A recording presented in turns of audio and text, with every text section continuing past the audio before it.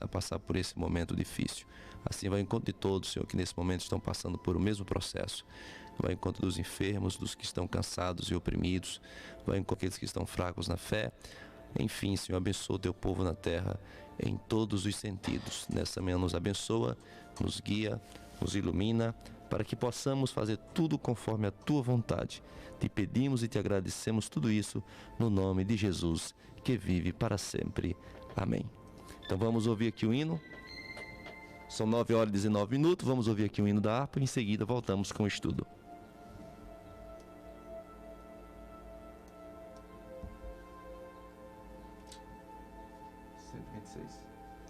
(126) da harpa cristã. Vamos ouvir aí.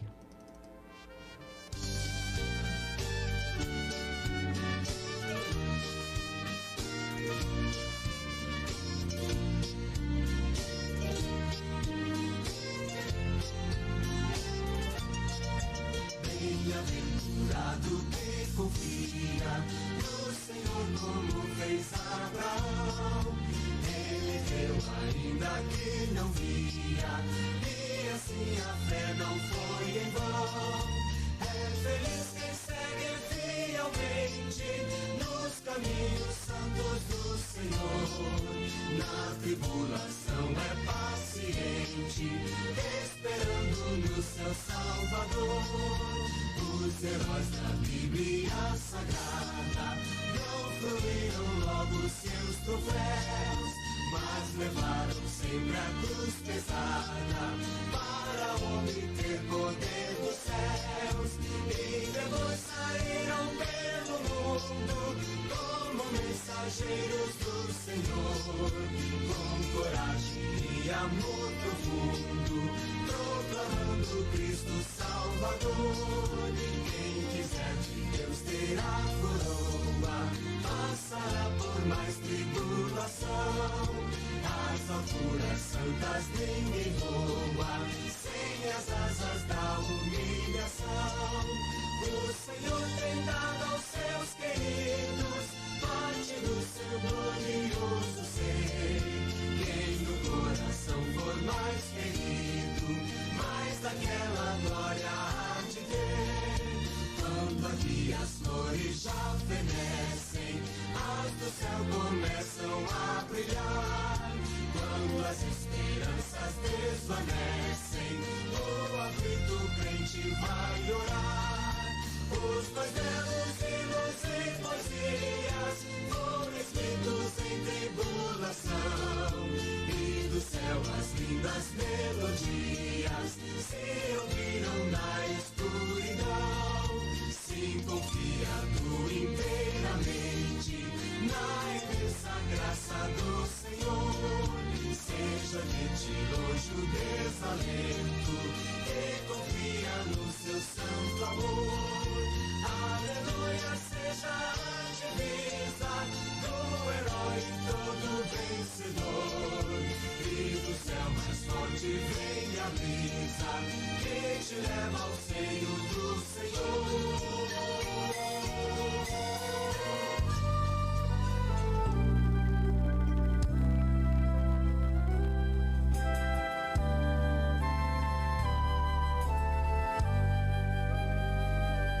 Quando o Jordão passarmos unidos e entrarmos no céu, veremos lá como a areia da praia os gemidos. Oh, que gloriosa vista será! Tantos como a areia da praia, tantos como a areia do mar. Que gozo sentirá todo salvo por verá. Tantos como a areia da praia. Quando virmos os salvos do mundo, que a morte jamais alcançará, se saudarem com gozo profundo. Oh, que gloriosa vista será! Tantos como a areia da praia, tantos como a areia do mar, que gozo sentirá todo salvo por verá. Tantos como a areia da praia, lá na margem do rio da vida, onde a paz e a justiça haverá, nós veremos a terra prometida.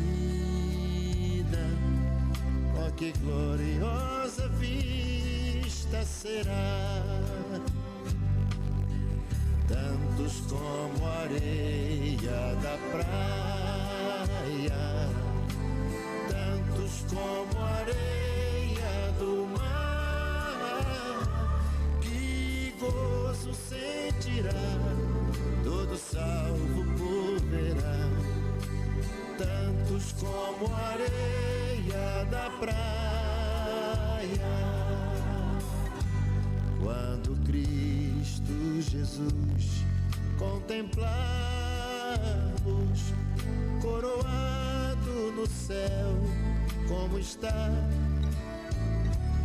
e prostrado aos seus pés adorarmos. Oh, que gloriosa vista será! Tantos como a areia da praia, tantos como a areia do mar, que gozo sentirá todo salvo por verá. Tantos como a areia da praia, que gozo sentirá todo salvo por verá. Tantos como a areia da praia.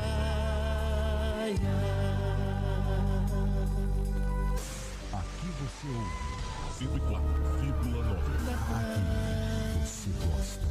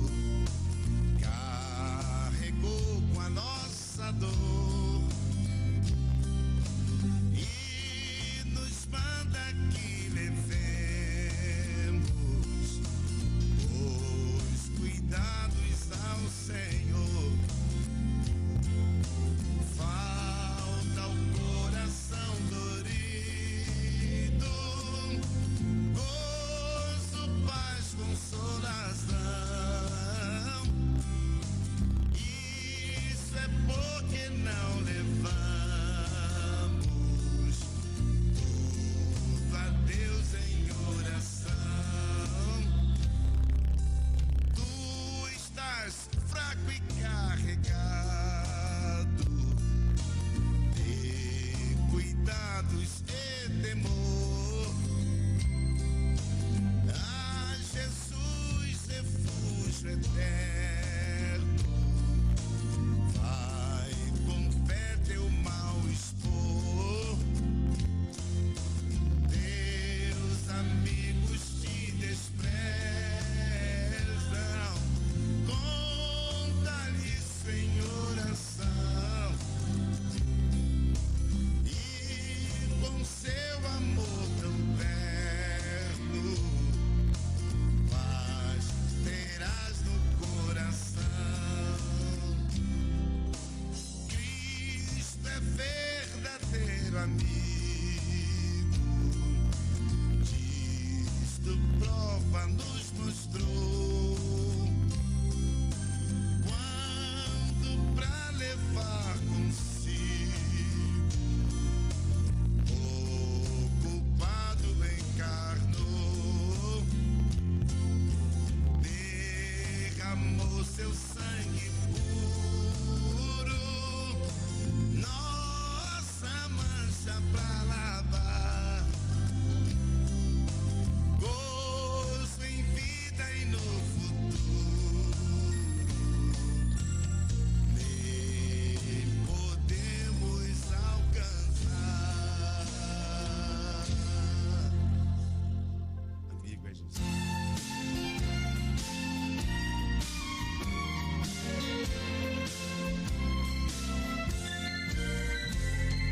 Cristo Jesus é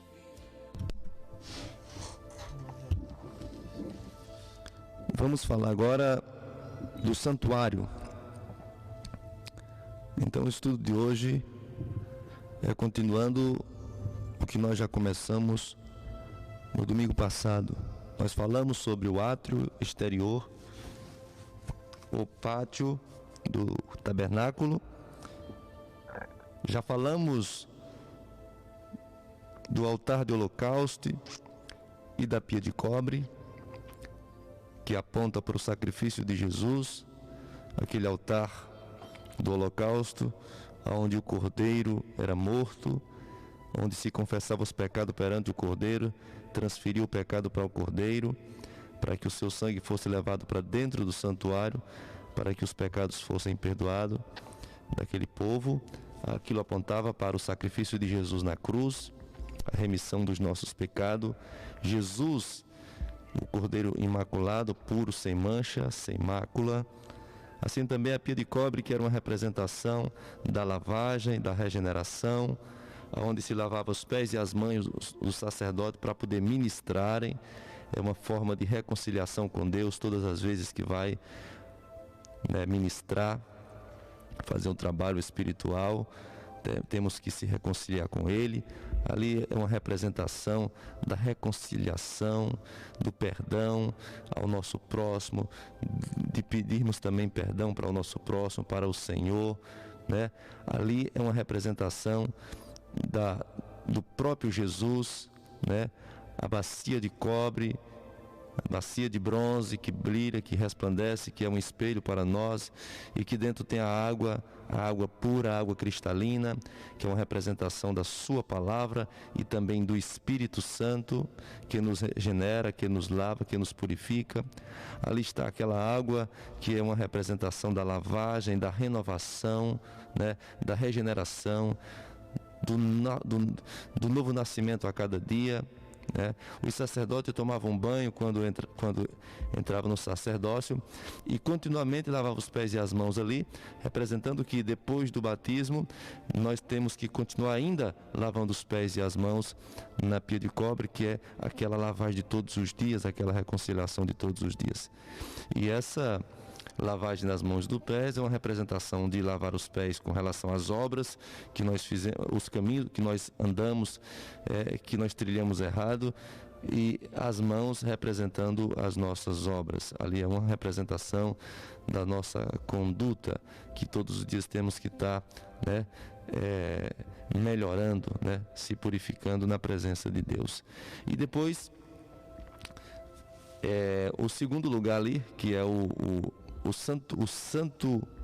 lugar santo, antes do Santo dos Santos, que é o lugar santíssimo, está ali os 3 elementos que nós ainda não estudamos sobre eles, que é a mesa dos pães da proposição, o castiçal, o candelabro, né, chamado também da menorá, e também está lá também a mesa, o altar do incenso, né?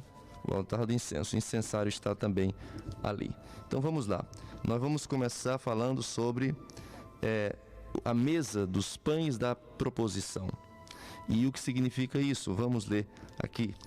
Em Êxodo capítulo 25, a partir do verso 23, está escrito assim: também fará uma mesa de madeira de cetim, o seu comprimento será de 2 côvados, e a sua largura de 1 côvado, e a sua altura de 1 côvado e meio.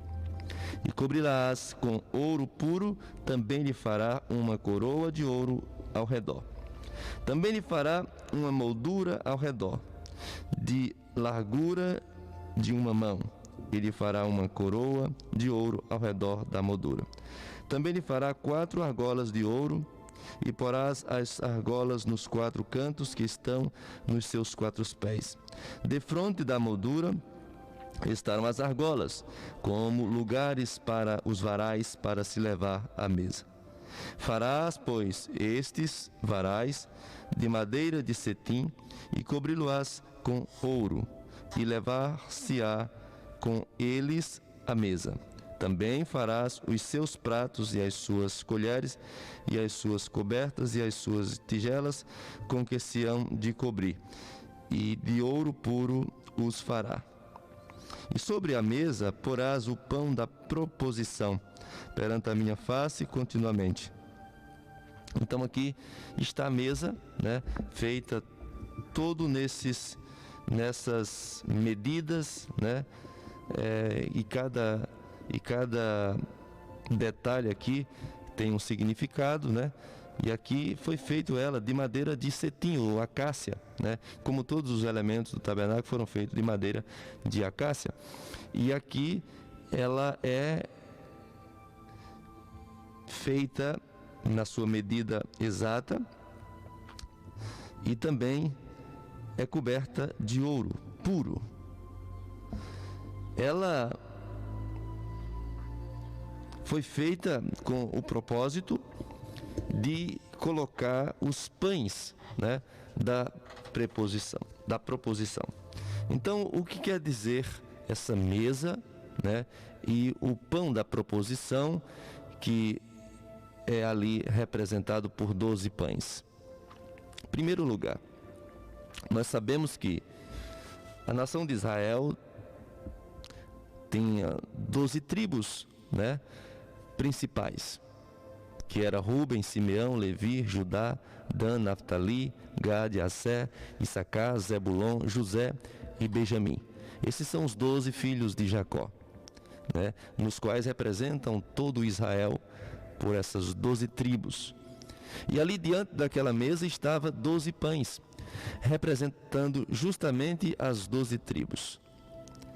Mas não é somente isso, o sentido, né, mais profundo desses pães da proposição.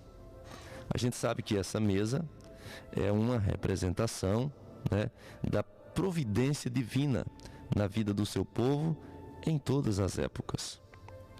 A gente lê no Salmo, vamos ler aqui. Salmo 23. No verso 5 diz assim: prepara uma mesa perante mim, na presença dos meus inimigos, unge a minha cabeça com óleo, o meu cálice transborda. Então, Deus, ele sempre tem nos dado auxílio, sustento, força. Ele sempre tem nos alimentado na nossa trajetória, na nossa jornada. Então, nessa época, Deus usa Moisés para fazer o tabernáculo, e cada elemento daquele ali tem uma tem uma simbologia muito forte. Ali é tudo figura, né? Sombra das coisas futuras. Ali era símbolo da realidade, né? Estava ali o tipo, né? Apontando para o antítipo. E nós vimos aqui que essa mesa de madeira de acácia, ela era revestida de ouro, uma representação, né, da glória de Deus. A gente sabe que o ouro é a representação da glória de Deus. E aqui ele diz que era para colocar o pão da proposição, né, e todas as suas vasilhas aqui diante da mesa. E como se hão de cobrir de ouro puro os fará. E sobre a mesa porá o pão da proposição perante a minha face continuamente. Então veja só. A gente sabe que também tiveram 12 apóstolos, então aponta para as 12 tribos, aponta para os 12 apóstolos, enfim, aponta para a igreja, né? Então aqui é uma representação. Se para cada tribo tinha um pão, ou seja, se para cada tribo tinha a providência, isso mostra que para toda a igreja do Senhor nos confins da terra, há providência para todas elas. Não vai faltar o pão, o alimento, né, o sustento, não vai faltar o suprimento espiritual, né, que surge nessa simbologia, né? O pão da proposição. Então a gente sabe que esse pão era puro. A gente vê ali que os pães, né, não podia ter fermento, né? Estava ali o pão asmo. Por que o pão asmo? Porque é uma representação de pureza, de santidade. O pão é uma representação do próprio Jesus que disse em João ser o pão da vida, né? Ser o pão que desce do céu, o pão puro. E todos que comem desse pão não morrerá, né? Mas terá vida. Então ele está dizendo que aqui está mostrando que os pães eram uma representação da pureza, né? É uma representação da santidade, né? Que esse pão não tem fermento, não tem mistura. A palavra de Deus. A palavra de Deus, ela vem para nós como um pão, sem mistura, não podemos aumentar nem diminuir. A palavra tem que ser ela, a palavra pura. Por isso que Paulo escreve, Paulo ensina a não ir além do que está escrito, né? Quando ele diz aos seus cooperadores, tanto a Tito como a Timóteo, ele instrui a estar sempre seguindo as Escrituras e manda pregar segundo a sã doutrina, né? Conforme o que está escrito, né? Ele diz, tu sabe as Sagradas Escrituras que pode fazer sábio? Não, e ali ele ensina, né, a não ensinar além daquilo que estava escrito, como Pedro também nos instrui, né? Que assim nós venhamos estar sempre voltados para os princípios bíblicos. E a palavra de Deus é este pão que nos alimenta, né? Sendo Jesus a palavra feita carne, né? O verbo se fez carne e habitou entre os homens, né? Então Jesus e a palavra, né, representam a mesma coisa, o alimento de Deus, o suprimento para as nossas almas. E aí a gente percebe que essa mesa da proposição era uma representação da providência divina para o seu povo em todas as épocas. Então está aqui a mesa da proposição que está no lugar santo. Então, primeiro, o sacrifício do holocausto no átrio, representando a nossa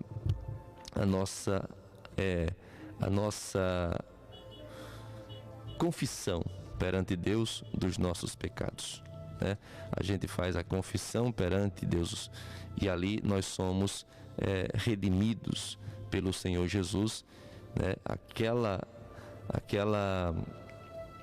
Aquele altar do holocausto aponta para a cruz de Cristo, para o sacrifício de Jesus, e então para chegarmos no santuário precisamos passar o altar do holocausto. Depois temos que passar pela pia de cobre ou pia de bronze. Temos que ali lavar os pés e as mãos, sermos renovados, purificados, regenerados, nascermos de novo. A cada dia temos que estar fazendo isso, né? Se purificando perante Deus para continuarmos indo rumo ao Santo dos Santos. né? E ao chegar no santuário, está ali o pão da proposição, o alimento para a nossa alma, né? Nós podemos buscar ao Senhor e pela fé alcançarmos, né, o privilégio de entrarmos ali pela fé e alimentarmos do pão da proposição, que não era lícito a nenhum outro senão o sacerdote. Então, como Deus nos faz, né, agora ter o mesmo privilégio, né, porque o véu do templo se rasgou de alto a baixo e dá o sacerdócio real para todos os crentes, todos nós agora temos acesso ao santuário de Deus pela fé e podemos comer do pão da proposição. E ali também está, no mesmo lugar, o incensário, né? Aliás, depois nós vamos para o incensário. Está ali o candelabro, né? Também chamado de a menorá. E a menorá está ali com todos os seus simbolismos. Nós vamos ler aqui, ainda no mesmo Êxodo 25, a partir do verso 31. Também farás um castiçal de ouro batido se farás este castiçal. O seu pé, as suas canas, as suas copas, as suas maçãs e as suas flores serão do mesmo. E dos seus lados sairão 6 canas, 3 canas do castiçal de um lado dele e 3 canas do castiçal do outro lado dele. Numa cana haverá 3 copos a modo de amêndoa, uma maçã e uma flor. E 3 copos a modo de amêndoa, na outra cana, uma maçã e uma flor. Assim serão as 6 canas que saem do castiçal. Mas no castiçal mesmo haverá 4 copas a modo de amêndoa, com suas maçãs e com suas flores, e uma maçã debaixo de 2 canas que saem dele, e ainda uma maçã debaixo de 2 outras canas que saem dele, e ainda mais uma maçã debaixo de 2 outras canas que saem dele. Assim se fará com as 6 canas que saem do castiçal. As suas maçãs e as suas canas serão do mesmo. Tudo será de uma só peça, obra batida de ouro puro. Também lhes fará 7 lâmpadas, as quais se acenderão para alumiar defronte dele. Os seus espevitadores e os seus apagadores serão de ouro puro. De 1 talento de ouro puro os fará com todos estes utensílios. Atenta, pois, que o faças conforme o seu modelo, que te foi mostrado no monte. Então, a primeira representação aqui do candelabro, né, o primeiro símbolo que nós vamos apontar aqui, né, nós vamos lá para Apocalipse, capítulo 1 de Apocalipse, né, e vamos ver o que realmente simbolizava esse candelabro. Aqui nós estamos aqui em Apocalipse, capítulo 1, você pode acompanhar na sua Bíblia aí, e a partir do versículo 20.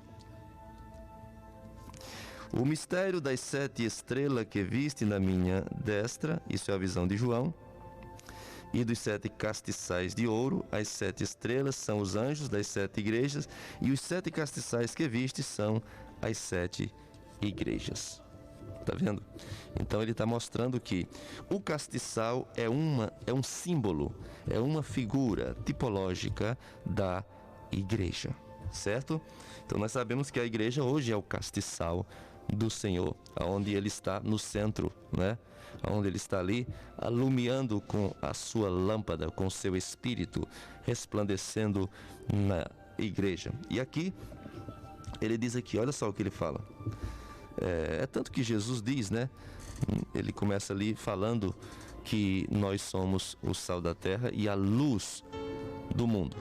Então, se Jesus diz que nós somos a luz do mundo, então está mais fácil ainda a compreensão de por que a igreja é o castiçal, né? Nós vimos Jesus falando isso no Evangelho. Vamos lá? Jesus fala aqui, vamos ver.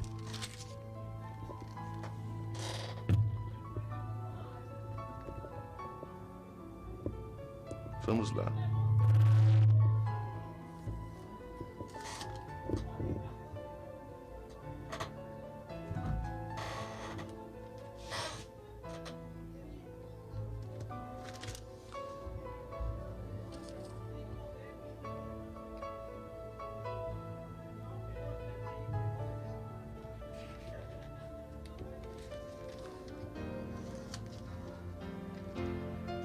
vamos dar para Mateus.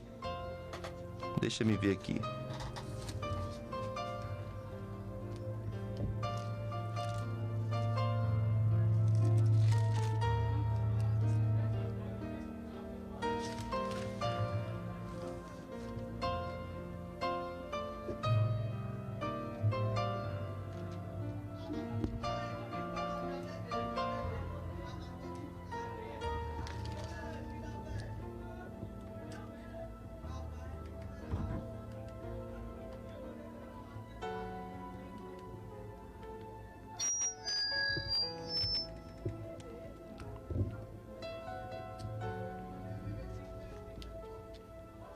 Estou procurando aqui, viu? Espera um pouquinho que a gente vai chegar lá.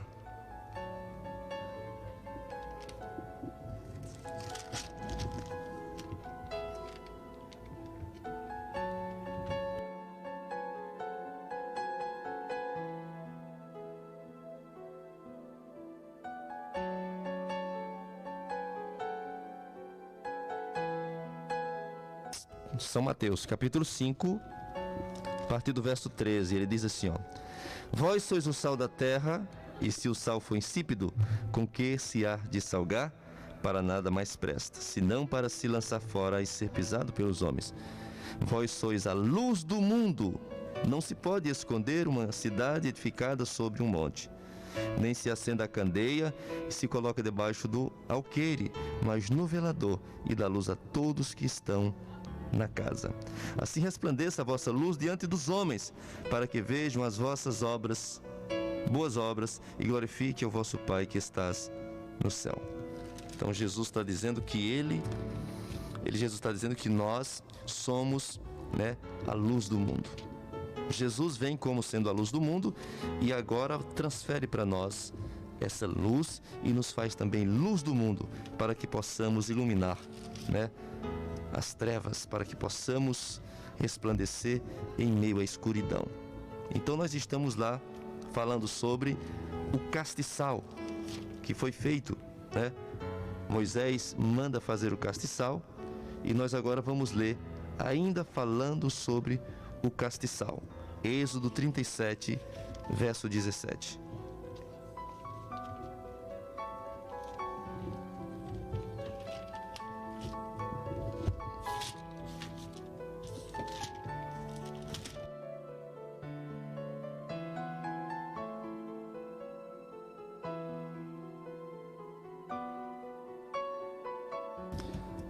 Êxodo 37, verso 17, diz assim: Fez também o castiçal de ouro puro, de obra batida, fez este castiçal, o seu pé e as suas canas, e os seus copos, e as suas maçãs, e as suas flores, na mesma peça. 6 canas saíam dos seus lados, 3 canas do castiçal de um lado dele, e 3 canas do castiçal do outro lado. Numa cana estava 3 copos, a modo de amêndoa, uma maçã e uma flor. E noutra cana 3 copos, a modo de amêndoa, uma maçã e uma flor. Assim para as 6 canas que saíam do castiçal. Mas o mesmo castiçal havia 4 copos, a modo de amêndoa, com as suas maçãs e com as suas flores. E era uma maçã debaixo de cada cana, do mesmo, e outra maçã debaixo de outra, 2 canas. E mais uma maçã debaixo de outras 2 canas. Assim se fez para as 6 canas que saíam dele. As suas maçãs e as suas canas formavam a mesma peça. Tudo era uma obra batida de ouro puro. Fez-lhe 7 lâmpadas, e os seus espevitadores e os seus apagadores eram de ouro puro. De um talento de ouro puro fez, e todos os seus utensílios. E fez o altar do incenso de madeira de cetim. Agora vamos falar do altar do incenso. De um côvado era o seu comprimento, e de um côvado a sua largura, quadrado, e de 2 côvados a sua altura, de mesmo era feita as suas pontas. E cobriu de ouro puro, e a sua coberta, e as suas paredes ao redor e as suas pontas, e fez-lhe uma coroa de ouro ao redor. Fez-lhe também 2 argolas de ouro debaixo da sua coroa, nos seus 2 cantos, de ambos os seus lados, para os lugares dos varais, para levá-lo com eles. E os varais fez de madeira de cetim e os cobriu de ouro. Também fez o azeite santo da unção e o incenso aromático puro, de obra de perfumista. Então aqui está mostrando os 2 outros elementos, que é o castiçal e a mesa e o altar do incenso. Mas nós vamos tratar primeiro do castiçal, que é o que nós estamos falando. Em seguida, vamos falar do altar do incenso.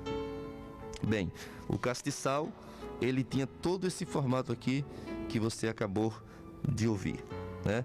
Eram 6 canas de um lado, 6 canas do outro, e a central no meio, né? Feito todo numa base, tudo da mesma peça, né? E ali era de ouro, né? De ouro, de obra batida, fez este castiçal, né? Então representa que ali é a obra de ouro batido, que passou por provação, que foi batido, que foi purificado, para depois chegar ao processo de construção daquele castiçal. A gente sabe que foi assim que começou a igreja. Ela começa por um processo, né, de provação, começando pela morte de Jesus. Ali começa, né, sendo ele mesmo representando a oliveira, né, azeitona, né, batida, esmagada para fazer o azeite para a candeia, e ele mesmo representa o ouro, né, que foi ali batido para a sua glória cobrir o castiçal, que é a igreja. E a igreja passa por todo o processo de sofrimento, perseguição, martírio, porque nós somos também, né, somos destinados a ser como Jesus, a recebermos a perfeição. E para chegarmos à perfeição, temos que ser como ouro, provado, passarmos pelo fogo para poder sermos aprovados. E toda essa obra era feita de ouro. E o interessante é que tinha aqui amêndoas, né, copo em forma de amêndoa, flores e maçã. Isso relembra o testemunho, né, do crente. Essas flores, né, isso representa como nós lembramos da vara de Arão que floresceu, né? Isso representa a prosperidade espiritual. Isso representa a frutificação, né? E aí a gente vê aqui os frutos, né, que também nos relembra os frutos do Espírito. E a gente observa que está aqui essas canas, que são 6, né? 3 de um lado e 3 de outro, e a central no meio. E essas canas têm amêndoas, que vem da palavra velar, né? Ou seja, promessa. Então, a igreja está cercada de promessas. Deus vela em cumprir com sua promessa para com o seu povo, né? Então, se nós fazemos parte desse castiçal que é a igreja, nós estamos cercados de promessas, de amêndoa. Deus vela em cumprir com as suas promessas na nossa vida. Interessante que aqui a gente observa que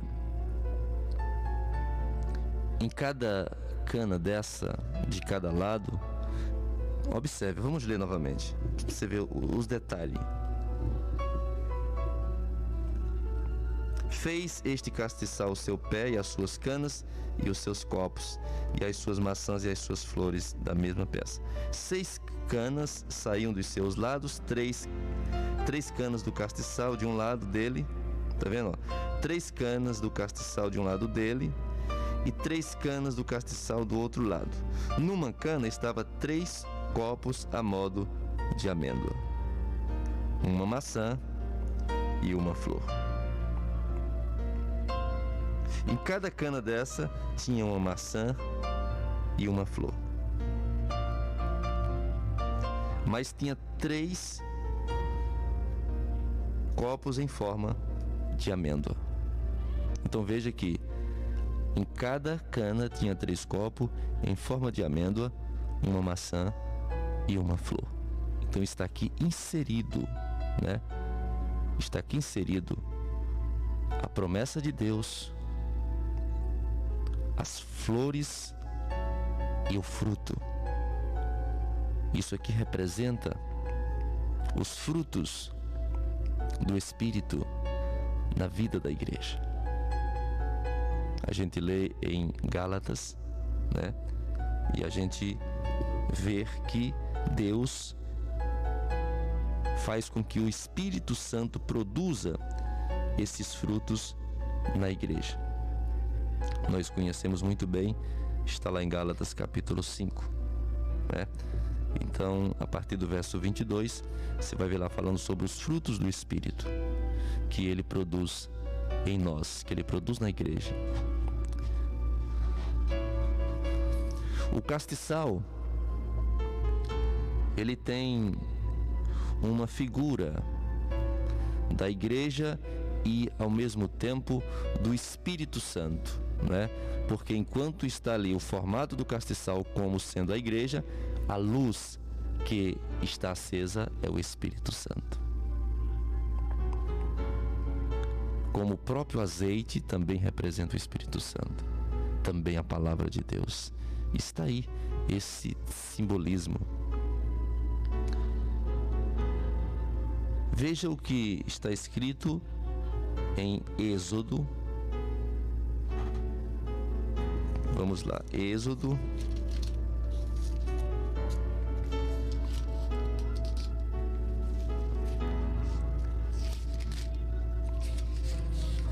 27,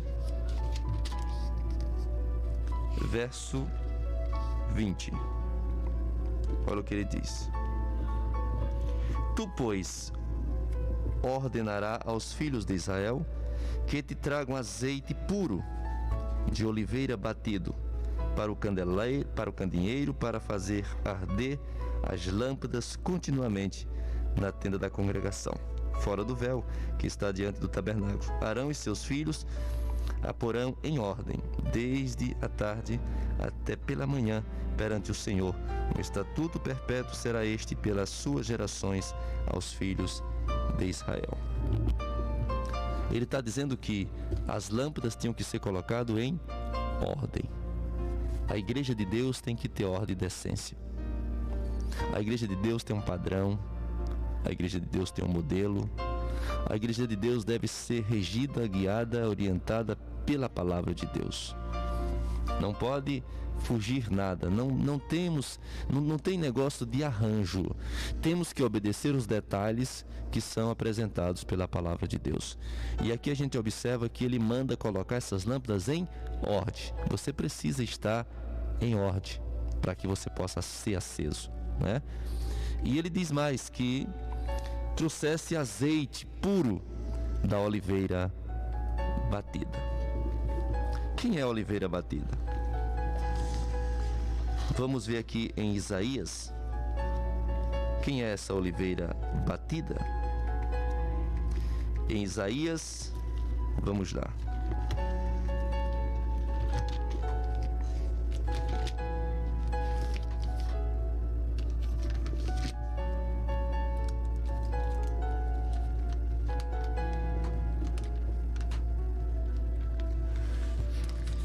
Isaías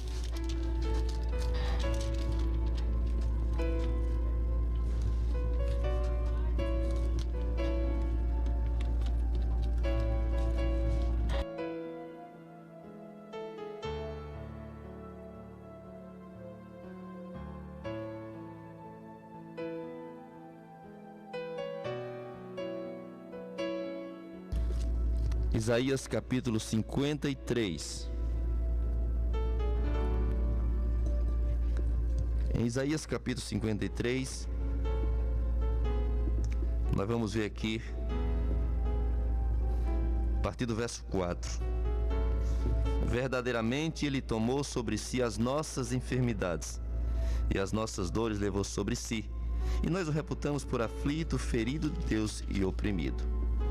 Mas Ele foi ferido pelas nossas transgressões e moído pelas nossas iniquidades. O castigo que nos traz a paz estava sobre Ele, e pelas suas pisaduras fomos sarados. Olha só, ele está dizendo aqui que Ele foi moído. Então, a azeitona, ela era moída para poder fazer o azeite. E tinha que ser pura, não podia pôr mistura. Então, quem é essa azeitona? Quem é essa oliveira? Quem é esse que foi moído, esmagado? Né? Quando a gente lê também lá, próximo à ceia do Senhor, a gente vê quando ele vai para o Getsemane e quando ele ora, né, o seu suor se transforma em sangue. Ele começa a infartar, né? Ele começa já a experimentar o cálice da ira de Deus que haveria de cair sobre o homem. Agora ele toma para si. Ele começa a sofrer as aflições. Ele começa a sofrer as angústias do pecado da humanidade sobre ele. E ele vai para a cruz. E lá ele derrama todo o seu sangue. Ele é furado a sua cabeça com espinhos. Ele é furado com a lança. E sai todo o seu sangue até não ter mais sangue. E por fim sai água. Então o que acontece? Se a gente ler mais na frente, no verso 10 diz assim, ó: todavia ao Senhor agradou moê-lo. Então ele foi moído. O Pai se agradou de dar o Filho pelo amor da humanidade.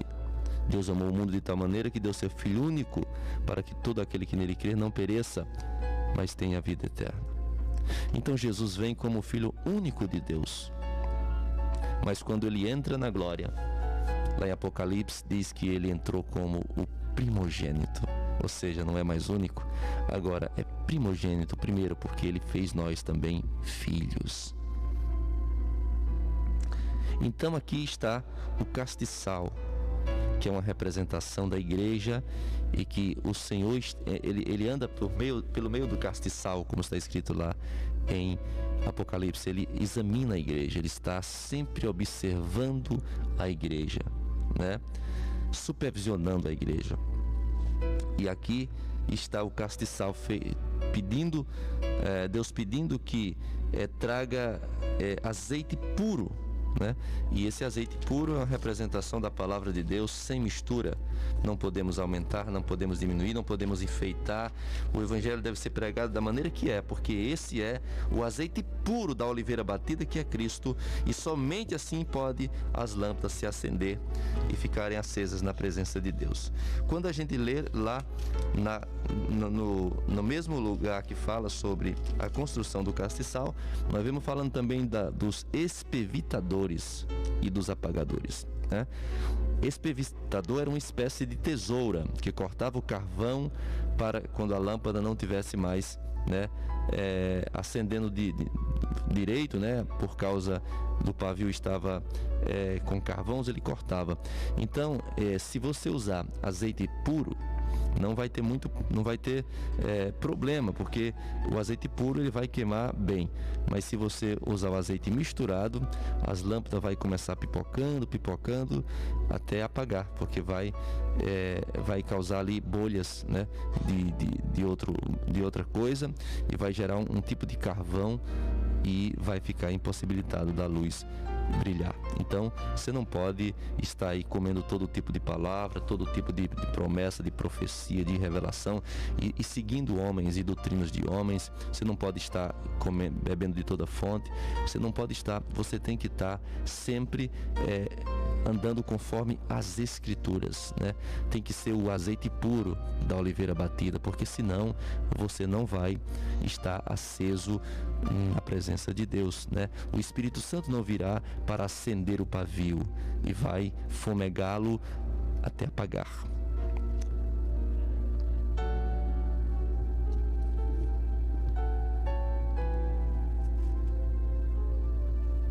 Então esse castiçal, nós também encontramos a presença dele, né? Mais ou menos tipologicamente lá na parábola de Jesus, né? Lá em Mateus capítulo 25, ele diz aqui em Mateus capítulo 25, né? Ele faz a parábola das 10 virgens. E ele diz assim: então o reino dos céus será semelhante a 10 virgens que, tomando as suas lâmpadas, saíram ao encontro do esposo. E 5 delas eram prudentes e 5 loucas. As loucas tomaram as suas lâmpadas, não levaram azeite consigo, mas as prudentes levaram azeite em suas vasilhas com as suas lâmpadas. E tardando o esposo, tosquenejaram todas e adormeceram. Mas à meia-noite ouviu-se um clamor: aí vem o esposo, sai-lhe ao encontro. Então todas aquelas virgens se levantaram e prepararam as suas lâmpadas. E as loucas disseram às prudentes: dai-nos do vosso azeite, porque as nossas lâmpadas se apagam.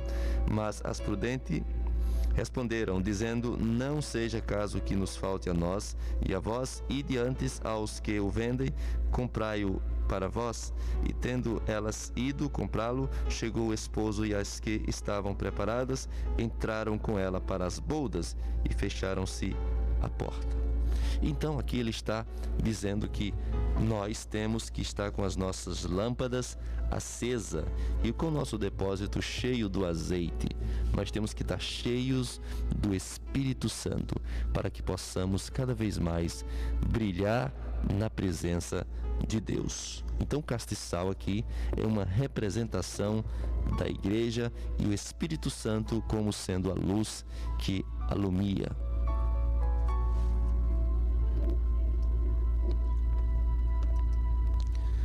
Nós já estudamos a mesa dos pães da proposição, que representa, né, ali a providência divina para o seu povo, o alimento espiritual, né, para toda a sua igreja. E agora estudamos sobre o castiçal, né? Então aqui está o castiçal com todo esse simbolismo da igreja e o Espírito Santo como sendo a luz que alumia, que nos ilumina, né? Que nos mantém acesos, com a nossa chama acesa no nosso coração da fé genuína que uma vez foi dada aos santos. Então nós precisamos estar como essas lâmpadas em ordem, com azeite no depósito e acesos na presença de Deus.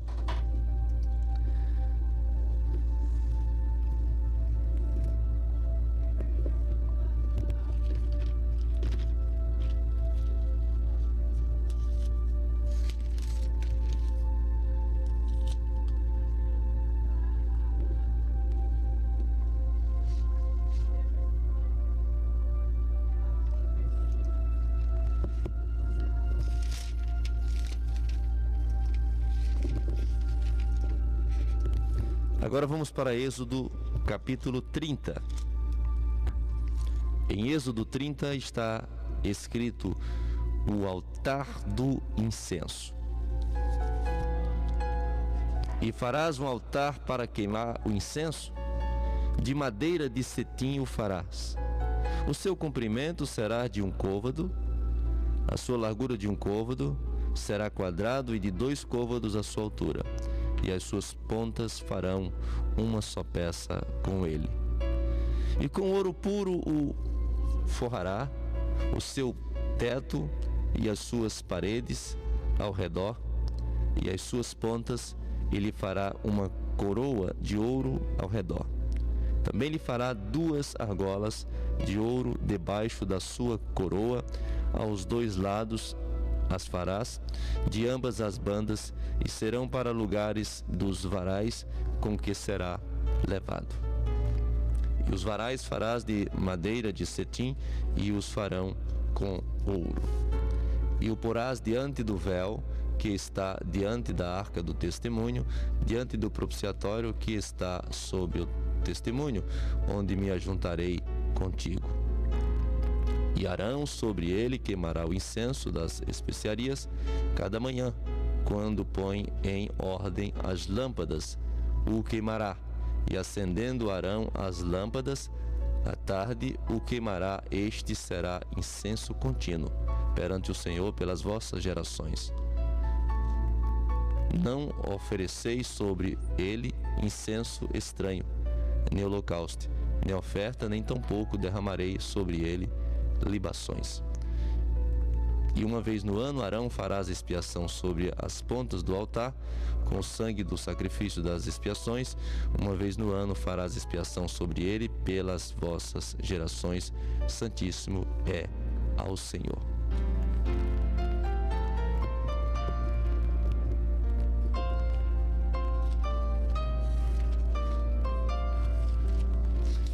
Então aqui nós vimos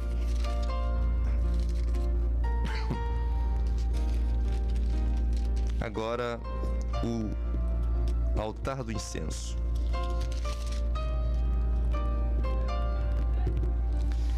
E aqui nós percebemos que houve, como os outros elementos, o cuidado, né, com cada detalhe da construção desse altar de incenso, porque também tem os seus simbolismos. E ele diz que era para fazer, né, esse incenso, esse altar, para se oferecer ali, fazer oferta ao Senhor, né?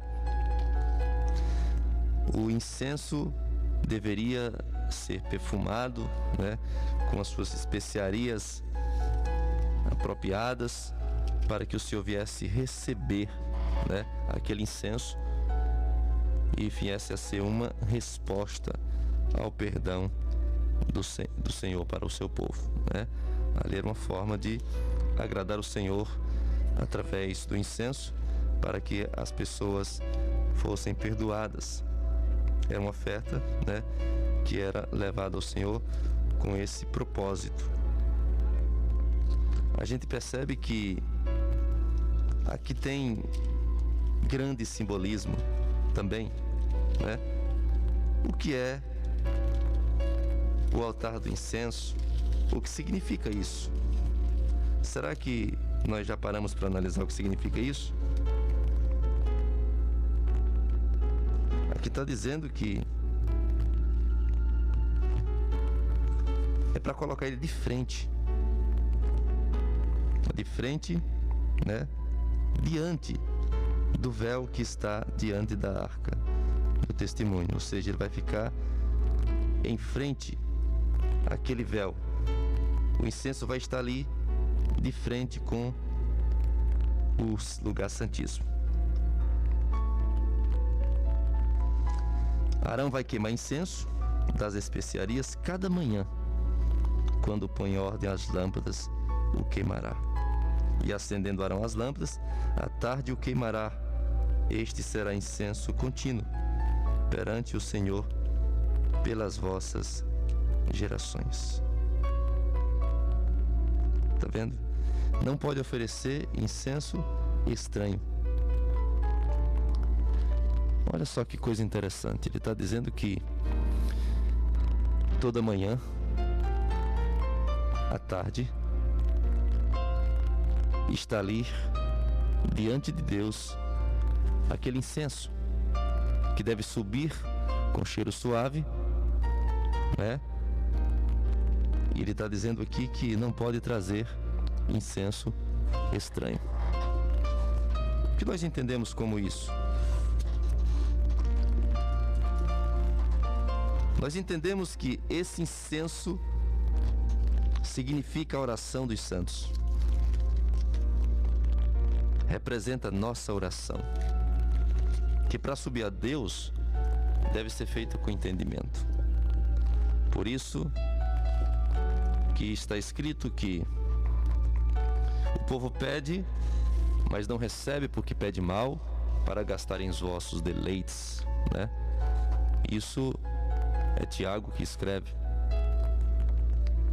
Também está escrito que aqueles que afastam os ouvidos da lei do Senhor, a sua oração é abominável.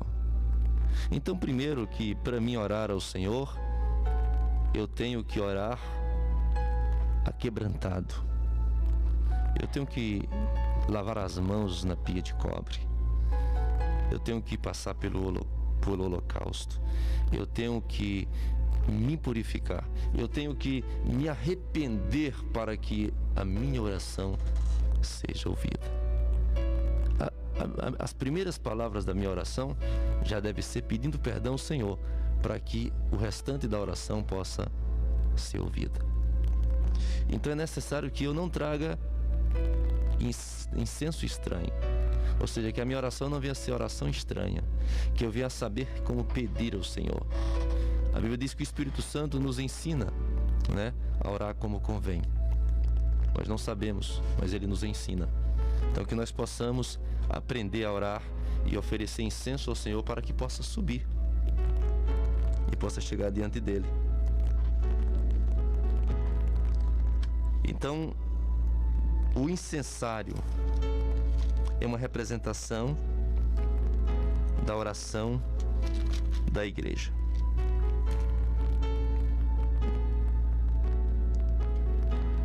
Nós não podemos deixar de orar. O homem e a mulher de Deus devem ser homens e mulheres de oração. Eles devem estar sempre orando a Deus.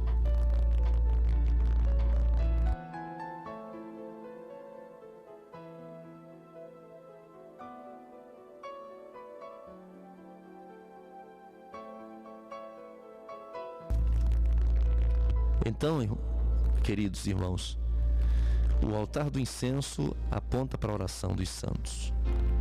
A oração que deve ser feita de forma pura. Temos que orar diante de Deus com reverência, aquebrantados, humilhados, contritos. E devemos trazer a oração como Ele nos ensinou, e não trazer um incenso estranho. Será que temos um modelo de oração? Ou seja, será que existe um modelo? Aqui diz como deveria ser esse modelo. Ele explica como seria a especiaria. Esse é um estudo básico, mas num estudo mais avançado, né? Quem deseja ter esse estudo mais avançado, a gente vai falar sobre as especiarias, a importância, o significado de cada elemento daquele, né? Então ali uma representação do que seria uma oração específica ao Senhor nosso Deus. E aí a gente vai ver aqui, né, Jesus nos ensinando como devemos apresentar esse incenso. Assim como foi dado o modelo a Moisés de como seria, né, o azeite, como seria as especiarias para o incenso, né? Assim também o Senhor nos mostra como deve ser a nossa oração. Jesus nos ensinou como orar. Aqui está o modelo. Como devemos orar? O modelo está aqui. Podemos ler aqui em Mateus e ver como é que Deus quer que nós ore a Ele. Vamos lá?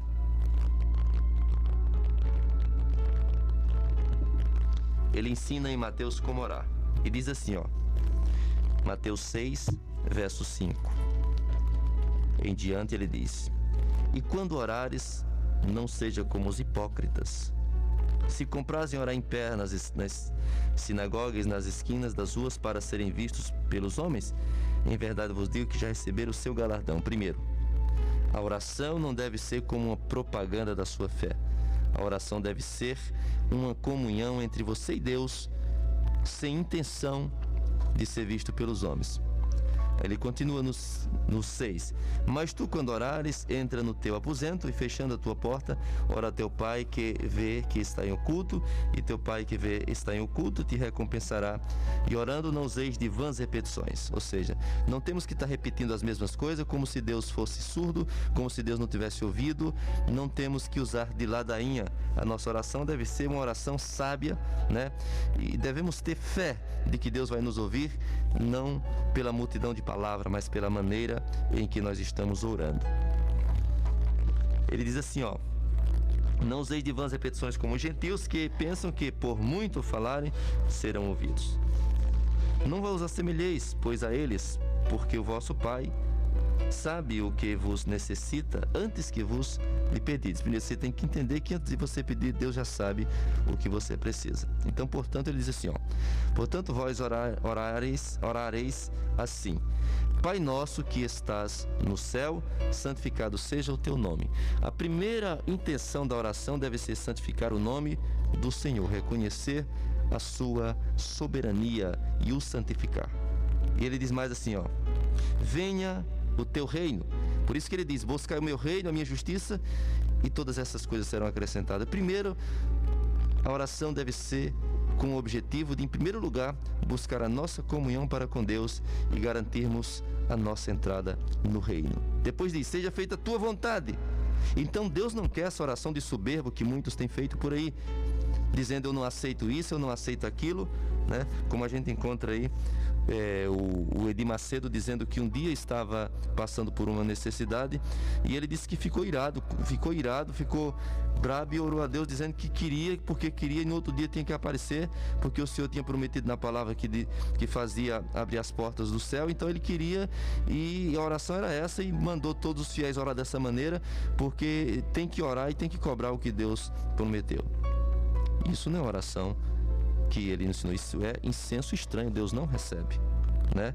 Embora ele pense que foi atendido, mas quando Deus não entra para nos atender, o diabo vai e nos engana, né? Mas o que Deus tem ensinado é que a primeira coisa que nós temos que fazer é reconhecermos que nós não temos dignidade de receber nada conforme a nossa vontade, mas seja feita a vontade dele. Ou seja, seja feita a tua vontade, Senhor, assim na terra como no céu. Ou seja, que o nosso objetivo seja desejar que, assim como no céu os anjos o obedecem, que nós o obedeçamos também aqui na terra. E ele diz mais: o pão nosso de cada dia nos dai hoje. Ele não diz o pão de amanhã e de depois, mas o pão de cada dia. Devemos orar pedindo a Deus pelo dia de hoje, e o dia de amanhã pertence a Ele, e Ele fará como quiser na nossa vida, né? Perdoa-nos as nossas dívidas, ou seja, devemos orar sempre pedindo perdão. Aqui não é que eu tenho que orar esse mesmo modelo, sempre orar assim, esse Pai Nosso, como o Senhor está dizendo. Ele está dando aqui um modelo, Ele está dando aqui uma receita, que dentro da nossa oração, embora outras palavras que viemos falar em outras palavras, tem que estar inserido esse tipo de sentimento: santificar o seu nome, desejar o reino, desejar que a sua vontade seja feita assim na terra como nos céus, e pedir perdão pelos nossos pecados, oração de aquebrantamento, né? E diz mais: assim como nós perdoamos nossos devedores, está sempre disposto a perdoar também os que nos ofendem. E ele diz: e não nos induz à tentação, ou seja, pedir a Deus que nos livre da tentação, se preocupar mais com a nossa alma, mas livra-nos do mal, porque teu é o reino, olha só, reconhecimento, e o poder e a glória para sempre. Amém. Então, está aqui o modelo do incenso, né? Está aqui o modelo da nossa oração. Agora vamos para Apocalipse e ver o que o Senhor fala a respeito, se realmente tem alguma coisa a ver com a oração, esse incensário, se realmente é uma simbologia disso. Vamos lá. Apocalipse, capítulo 8, verso 3. E veio outro anjo e pôs-se junto ao altar, tendo um incensário de ouro. Olha só que coisa interessante. A Bíblia diz que tudo que estava lá no tabernáculo era uma simbologia, né? Era uma figura das coisas, né, espirituais, ou das coisas futuras. Era o tabernáculo da terra era uma réplica, né, do tabernáculo celeste. Então aquilo ali era uma simbologia, era uma figura do que era a realidade. Então ali estava esse incensário, e agora está dizendo que o anjo viu no céu um anjo com incensário, olha só, de ouro, e foi-lhe dado muito incenso. Olha só, já lá mostramos o incensário de ouro, e aqui está dizendo também que o incensário era de ouro. E diz assim, ó, para o pôr com as orações de todos os santos sobre o altar de ouro que está diante do trono. Tá vendo? Que o incensário ali representa a oração dos santos. Diz, e a fumaça do incenso subiu com as orações dos santos, desde a mão do anjo até diante de Deus. E o anjo tomou o incensário e o encheu do fogo do altar e o lançou sobre a terra, e houve depois vozes e trovões e relâmpagos e terremotos. Está vendo? Ele está dizendo que a oração foi ouvida no céu e Deus respondeu com trovão, relâmpagos e terremoto. Ou seja, o juízo de Deus sobre a terra, né? Tudo que Deus faz para mostrar o seu poder diante da humanidade é feito da oração dos santos. Então, quando o santo ora, Deus responde. Acontece catástrofes, acontece terremotos, acontece um monte de coisa que aos nossos olhos parece mal, né? Porque realmente mata pessoas. Mas se não tivesse esses sinais, os homens nem reconheciam que Deus era Deus. Embora esses sinais venham para mostrar o seu poder para a humanidade, não significa que Deus não é um Deus bom, né? Pelo contrário, até o juízo de Deus é uma representação da sua bondade e a sua misericórdia, querendo fazer o homem entender que o desejo dele é salvar o homem e que o homem deve estar sempre obedecendo a sua palavra. E quando o homem não faz isso, ele mostra através de um fenômeno natural que ele ainda é Deus. E aí, quando nós oramos, Deus responde. O juízo de Deus virá, porque a igreja pede a Deus, né? A igreja ora ao Senhor que venha nos socorrer, que venha nos dar força, que venha nos ajudar, e Deus trabalha dessa maneira em favor do seu povo, mostrando para as nações que o Deus verdadeiro é o Deus de Abraão, Isaque e Jacó, o Deus que fez os céus e a terra e que tem tudo sobre o seu domínio, tudo sobre o seu poder.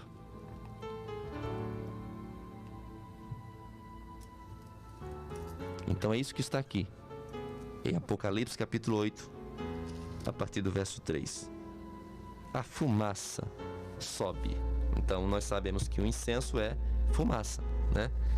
Nós não podemos mais estar voltado para essas coisas. Como existe pessoas que ainda usam incenso, né? Mas nós sabemos que nós que servimos a Deus, nós não estamos mais na figura, nós estamos agora na realidade. E o incenso é as nossas orações, né? Quem vive fazendo incenso ainda, porque ainda está na prática da antiga aliança, que ainda está preso aos antigos ritos, porque ainda não abriu os olhos e ainda não se encontrou com Cristo, ainda não viu a realidade. Continua voltando aos antigos rudimentos fracos, que seria simplesmente sombra do futuro. E aí existe algumas pessoas que fazem isso, mas não é a Deus, mas aos deuses, porque são os espíritas, né, que pedem, que ensinam as pessoas a queimar incenso. Mas o servo de Deus não queima mais, porque isso foi uma ordem lá para o sacerdócio antigo, para a representação daquilo que era futuro, e aquele incenso era uma simbologia das nossas orações hoje como sendo igreja de Deus. Então que nós viemos entender que nós precisamos orar a Deus com uma oração sábia, uma oração de entendimento, uma oração de aquebrantamento, uma oração de reconciliação para com Deus, uma oração que tenha como objetivo exaltar a pessoa de Deus e não a nós mesmos. Então, isso é o significado dos três elementos, desses três móveis que tinha no lugar santo. Os pães da proposição, isso representando a providência divina para o seu povo, como também o candelabro representando a igreja e o Espírito Santo, como também vimos agora o altar do incenso representando a oração dos santos, né? O santo deve estar sempre orando a Deus e intercedendo pelo povo e intercedendo por si mesmo. Nós devemos estar sempre levando as nossas orações ao Senhor, e o incensário é esse ato de orar, né? A igreja deve ser de oração. Os homens de uma igreja devem ser homens e mulheres de oração, para que possamos alcançar a vitória na presença de Deus. Então ficamos aqui com o estudo, foi um estudo resumido, né? Nós podemos dar esse estudo completo para você se você deseja, mas aqui é um estudo resumido sobre o santuário. Estamos no segundo lugar, que é o lugar santo, e no próximo domingo nós vamos falar sobre o lugar santíssimo, né? Que é onde está a Arca da Aliança. Então fique conosco no próximo domingo e acompanhe o final desse estudo. Ficamos por aqui hoje com esse estudo, e agora temos a liberdade, né, o espaço para todos os ouvintes que possam participar do programa, né, pedindo hino, fazendo algum comentário, ou até dando opção de estudo, pedindo a nós algum estudo, falar sobre algum assunto. Você tem essa liberdade. E agora fica